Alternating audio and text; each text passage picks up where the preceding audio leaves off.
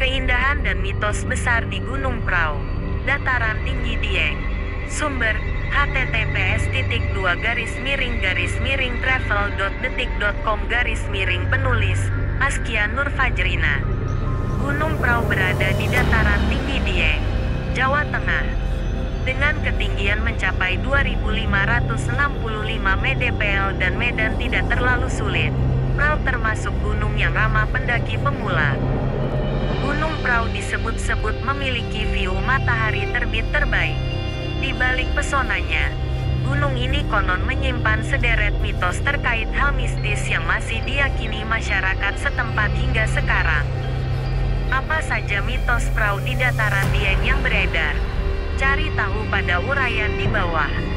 Mengutip skripsi berjudul Konstruksi Nilai Sosial Pendaki Gunung Melalui Mitos Pendakian, Studi Kasus Gunung Prau, yang dipublikasi oleh UIN Jakarta. Berikut deretan mitos Gunung Prau di dataran tinggi Dieng. Makam Kiai Jalak Ijo. Di jalur pendakian Gunung Prau via Dwarawati terdapat sebuah makam yang dianggap keramat oleh masyarakat setempat. Letaknya berada di dalam hutan menyimbolkan lokasi kesakralannya.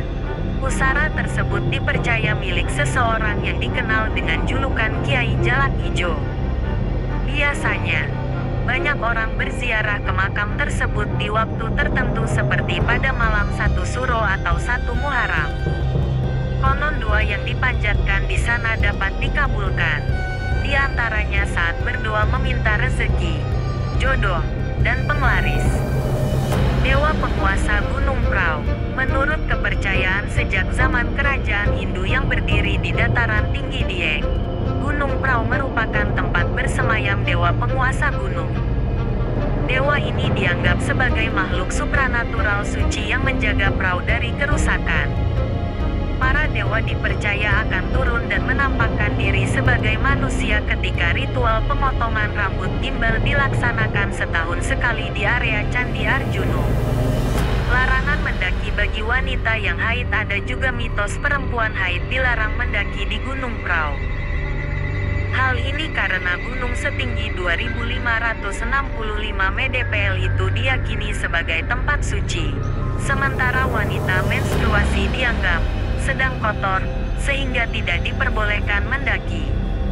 Pendaki yang melanggar mitos tersebut konon akan tertimpa musibah yang bahkan dapat mengancam nyawanya maupun orang lain, seperti kecelakaan, tersesat, ataupun sandekala.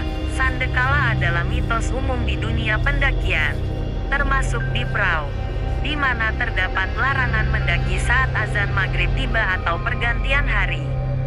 Waktu tersebut diyakini punya sisi mistis. Siapa yang mendaki menjelang atau di waktu pergantian hari kabarnya akan diganggu oleh makhluk halus penghuni gunung. Jika mitos ini dilanggar, mereka yang melakukannya bisa mengalami hal mistis seperti kesurupan atau kejadian tak masuk akal seperti berpindah ke alam gaib. Penjelmaan burung jalak. Menurut kepercayaan masyarakat yang tinggal di kawasan Gunung Prau, pendaki akan mendapat malapetaka saat berusaha menangkap atau mengganggu burung jalak yang ditemukan di jalur pendakian. Burung jalak di Prau katanya merupakan penjelmaan makhluk halus yang dianggap senang mencelakai dan membahayakan para pendaki. Selain jalak, hewan-hewan seperti ular, kera, kuda, kelabang, dan harimau juga kabarnya adalah binatang penjelmaan makhluk astral di gunung. Oyot Rimpang. Ada lagi mitos terkenal di Gunung Prau yaitu Oyot Rimpang. Konon, Oyot Rimpang merupakan pintu menuju alam gaib. Pintu ini berupa pepohonan tinggi yang tumbuh di padang bunga daisy dan punya bentuk menyerupai kotak. Lokasi Oyot Rimpang diduga dapat ditemukan di jalur pendakian Prau via Dwarawati setelah melewati puncak tertingginya. Usai melalui tower yang berada di puncak, pendaki akan menjumpai area telaga burung yang terdapat tanaman tinggi, rerumputan, dan bunga daisy. Kabarnya, disitulah letak Oyot Rimpang berada. Masyarakat meyakini siapa saja yang melewati pepohonan kotak bak pintu itu, secara sengaja ataupun tidak, maka ia akan memasuki memasuki dunia gaib dan tidak bakal bisa keluar dari